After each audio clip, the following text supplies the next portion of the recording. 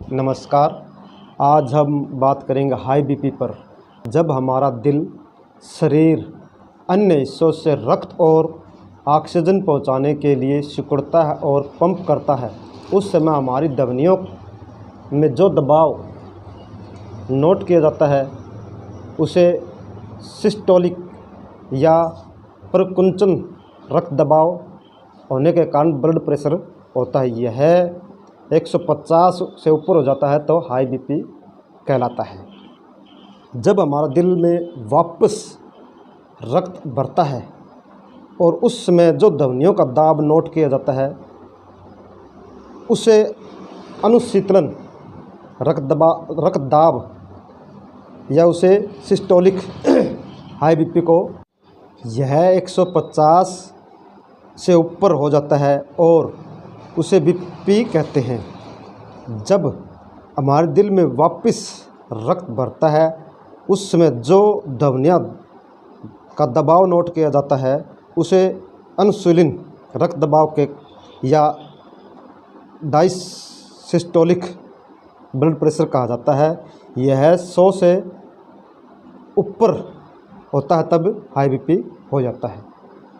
मेरा कहने का मतलब ये है कि जब 150 से ऊपर बीपी चला जाता है तो रक्त दाब चल जाता है तो हाई बीपी हो जाता है। जबकि हमारा 120 और नीचे स्तर पर 80 टेम्परेचर होना चाहिए, रक्त धमनियों का दबाव होना चाहिए। जब निचला स्तर का 100 पर चला जाता है तो हाई हो जाता है। इसके लक्षण सर दर्द, चक्कर आना, नींद कम आना, छाती में दर्द, यह हाई बीपी के कुछ लक्षण हैं। अगर ज़्यादा हाई बीपी हो जाता है तो कई बार किडनियों पर भी असर पड़ता है, जिससे किडनियाँ खराब हो जाती है। इसके कारण है ज़्यादा नमक खाना, ज़्यादा तली हुई चीज़ें खाना, मोटापा होना और शुगर होना भी इसके कारण है। अब इसके निवारण के बारे में बात करेंगे। जो रोकथाम के लिए घरेलू इलाज है सलाद ज़्यादा खाना, खाते वक्त बीच बीच में फल का प्रयोग करना जिसमें पानी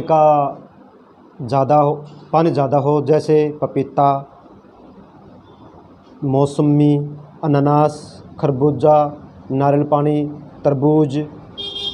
अब बताते हैं आयुर्वेदिक इलाज।